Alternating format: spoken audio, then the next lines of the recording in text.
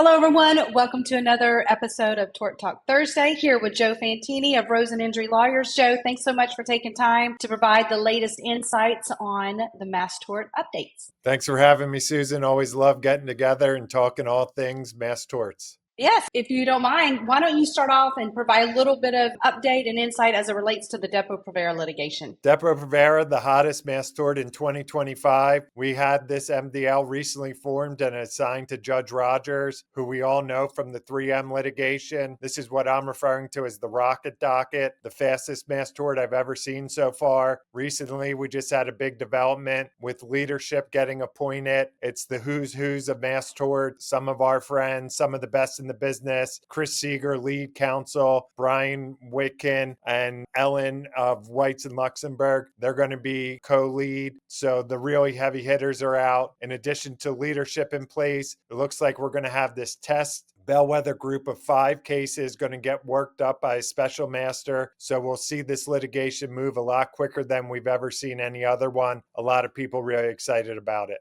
Yeah, that is definitely a great leadership team. I guess the next litigation I'd be interested to hear from you as it relates to the updates would be on the Uber litigation. So in the Uber litigation, we had a fight with Uber throughout. They opposed the MDL. They argued repeatedly for years that we couldn't have consolidated action, that their terms of service prevented that. The judge in the MDL court rejected that argument. The judge in the MDL rejected it after the JPML, and then they took it all the way up to the Ninth Circuit, recently got a really favorable ruling in plaintiff's favor, rejecting the argument that there couldn't be consolidated action. So finally now, a year and a half later, we're really moving forward, looking forward to the first trial. I don't think we'll get it in 2025, but a year from now, I'm thinking we'll have one completed. Yeah, that's fantastic news. And tell us what's going on with Roundup. Roundup, my favorite mass tort, still going strong here. We've seen some recent filings come out of the MDL court related to common benefit time and award for that. So basically the MDL judge awarded common benefit in the amount of 20 plus million. But what was interesting about this order was it related to 1,000 cases that have filed. And then the judge also noted that there could be an additional settlement of 1,600 additional cases coming down the pike. So this tells us some of these cases are getting settled. We haven't heard a lot about big verdicts. I think there's settlements going on. I know that there are. So hopefully we'll have some good development with that. Bayer, meanwhile, is fighting on the legislative front here. We just had SB 144 in Georgia, which is basically a pesticide shield immunity act, which is saying that these chemicals are so important and they provide immunity to manufacturers of Roundup and also paraquat. We're seeing it in about a dozen other jurisdictions right now, a really important issue that the plaintiffs bar as a whole is going to be fighting, but this looks like it's going to get enacted here shortly in Georgia. Keep your eye out on other state courts where we're moving forward with the cases. Hopefully can get it all resolved before this goes into effect.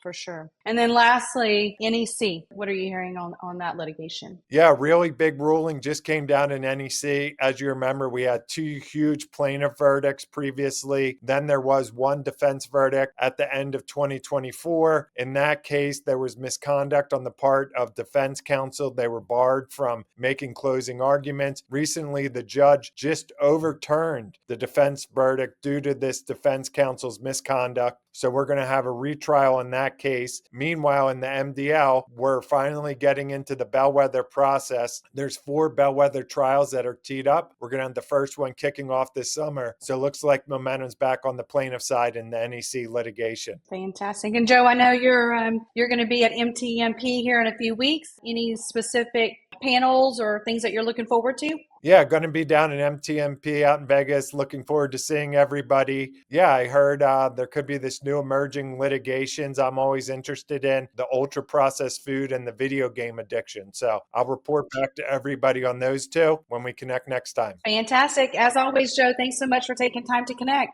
Thanks for having me, Susan. If you would like to hear the industry's latest news and updates, please make sure to subscribe to the Caseworks channel. Simply click the button below and make sure you have on notifications so that you are the first to hear of the latest updates and insights.